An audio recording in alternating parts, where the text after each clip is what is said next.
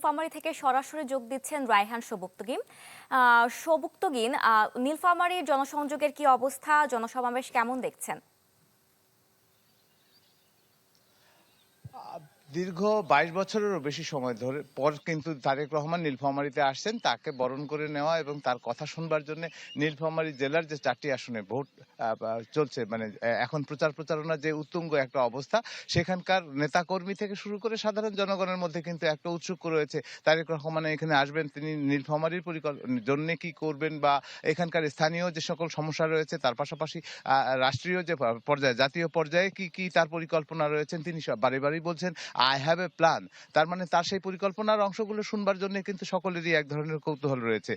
এছাড়া এখানে নির্বাচনী যে ৪টি আসন রয়েছে নীলফামারীতে, এখানে বিএনপি জোটের যে মনোনীত প্রার্থী যারা রয়েছেন, বিএনপি দলের ৪ জন সরাসরি এবং একজন জমিয়তে ইসলামের যে মহাসচিব, তিনি খেজুর মার্কা নিয়ে আসলে এখানে প্রতিদ্বন্দ্বিতা করছেন বিএনপি মনোনীত জোট থেকে।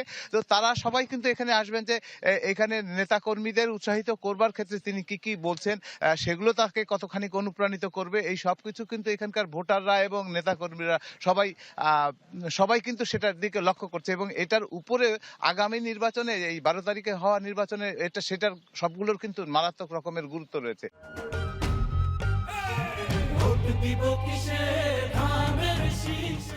আমরা এই মুহূর্তে দাঁড়িয়ে রয়েছি নীলফামারী বড় মাঠে, যেখানে স্টেজটি প্রস্তুত করা হয়েছে। এখানেই আসলে দুপুর ১টা ২০-এ ওনার আসবার কথা রয়েছে হেলিকপ্টার যোগে। তিনি ঠাকুরগাঁয় প্রথমে জনসভা করবার পরে এখানে আসবেন।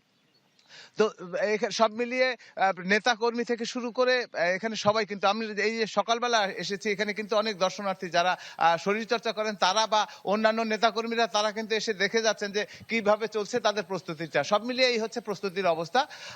আশা করছি সবকিছু স্বাভাবিক সুস্থ মতন চলতে পারবে। রায়হান, আপনাকে ধন্যবাদ। এদিকে ঠাকুরগাঁ থেকে যোগ দিচ্ছেন ফাতেমাতুজ সোগরা। হ্যাঁ বুশরা, দীর্ঘ ২৩ বছর পর ঠাকুরগাঁয়ে আসছেন বিএনপির চেয়ারম্যান তারেক রহমান। তার আশাকে কেন্দ্র করে নেতাকর্মীদের মাঝে উৎসাহ উদ্দীপনা কাজ করছে। আমরা সকাল থেকে দেখছি যে দুজন একজন করে কিন্তু নেতাকর্মী ইতিমধ্যে আসতে শুরু করেছে, এখনও ৮টা বাজেনি। তো তারেক রহমান এখানে পৌঁছাবে বেলা ১১টায়।